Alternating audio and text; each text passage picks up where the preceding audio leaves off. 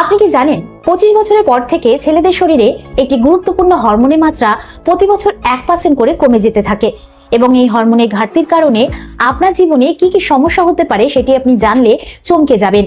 এর মধ্যে যেরকম হচ্ছে ক্রমাগত ক্লান্তি ও দুর্বলতা, মুড সুইং, তারপরে পুরুষত্ব বা মিলনের সক্ষমতা কমে যাওয়া, এমনকি হার্টের রোগ বা ডায়াবেটিসের ঝুঁকিও হতে পারে। তো এই সমস্ত কারণের পেছনে শুধুমাত্র একটি হরমোনই দায়ী, আর সেটি হচ্ছে টেস্টোস্টেরন হরমোন। তো এই হরমোনটি সত্যি ছেলেদের জন্য এতটা গুরুত্বপূর্ণ কিনা সেটি জানার জন্য আজকের এই ভিডিওতে আমি সম্পূর্ণ বৈজ্ঞানিক তথ্য ও গবেষণার ভিত্তিতে ডিটেলসে জানাবো যে টেস্টোস্টেরন হরমোন কিভাবে এবং কোথায় তৈরি হয়, এর কাজ কি, এবং এই হরমোনের মাত্রা বাড়ানোর জন্য আপনার কি কি করা উচিত এবং কি কি করা উচিত না। সবার প্রথমে জেনে নেওয়া যাক টেস্টোস্টেরন হরমোন কিভাবে তৈরি হয়। দেখুন, আপনার ব্রেনে কিন্তু দুটো পার্ট রয়েছে। এক নম্বর হচ্ছে হাইপোথ্যালামাস, 2 নম্বর হচ্ছে পিটুইটারি গ্ল্যান্ড।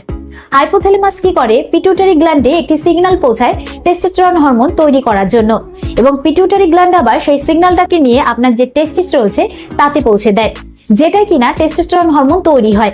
তো এই প্রসেসিংটা হওয়ার সময় কিন্তু আপনি বুঝতেও পারেন না। আর এই হরমোনটি একটি স্টেরয়েড হরমোন। এটি ছেলেদের পাশাপাশি মেয়েদের মধ্যেও দেখতে পাওয়া যায়, কিন্তু খুবই অল্প পরিমাণে। আর আশ্চর্য করার বিষয় হচ্ছে, যে কোলেস্ট্রলকে আমরা খারাপ মনে করি সেই কোলেস্ট্রলের থেকে কিন্তু এই হরমোনটি তৈরি হয়। হ্যাঁ, একদমই ঠিক শুনেছেন, কোলেস্ট্রলও ছেলেদের শরীরের জন্য অত্যন্ত জরুরি।